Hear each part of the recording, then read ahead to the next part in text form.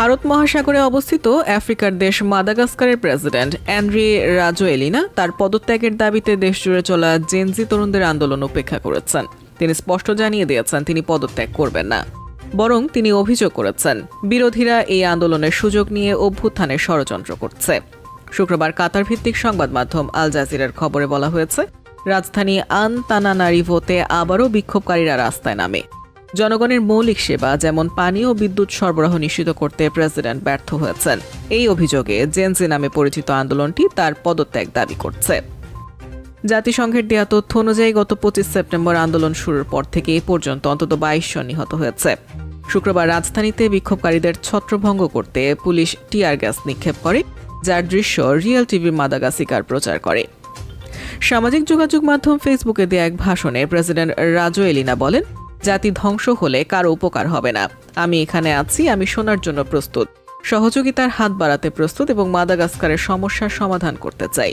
তিনি প্রমাণ ছাড়াই দাবি করেন কিছু রাজনীতিক এই আন্দোলনের সুযোগ নিতে চাইছেন এবং গত সপ্তাহে নিউ ইয়র্কে জাতিসংঘের সাধারণ পরিষদে যোগ দেওয়ার সময় তারা অভ্যুত্থানের পরিকল্পনাও করেছিলেন।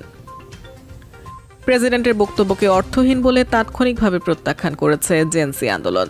তারা ঘোষণা দিয়েছে 24 ঘন্টার মধ্যে তাদের দাবির বিষয়ে ইতিবাচক সাড়া না পেলে তারা সব ধরনের কঠোর পদক্ষেপ নেবেন।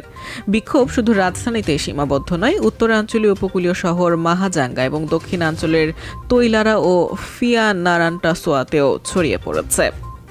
প্রচুর প্রাকৃতিক সম্পদ থাকা সত্ত্বেও বিশ্ব ব্যাংকের তথ্য অনুযায়ী মাদাগাস্কার বিশ্বের দরিদ্রতম দেশগুলোর মধ্যে অন্যতম। 2022 সালে দেশটির 3,20,00,000 মানুষের মধ্যে 75%ই দারিদ্র্য সীমার নিচে বাস করত। অবস্থার অবনতি ঠেকাতে রাজোয়েলিনা গত সোমবার সরকার ভেঙে দিয়ে আলোচনার আহ্বান জানান।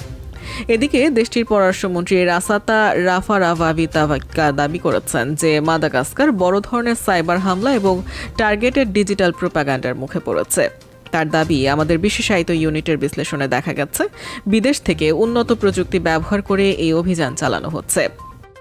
উল্লেখ্য, রাজধানীর সাবেক মেয়র রাজোয়েলিনা প্রথম ক্ষমতায় আসেন 2009 সালে এক অভ্যুত্থানের মাধ্যমে।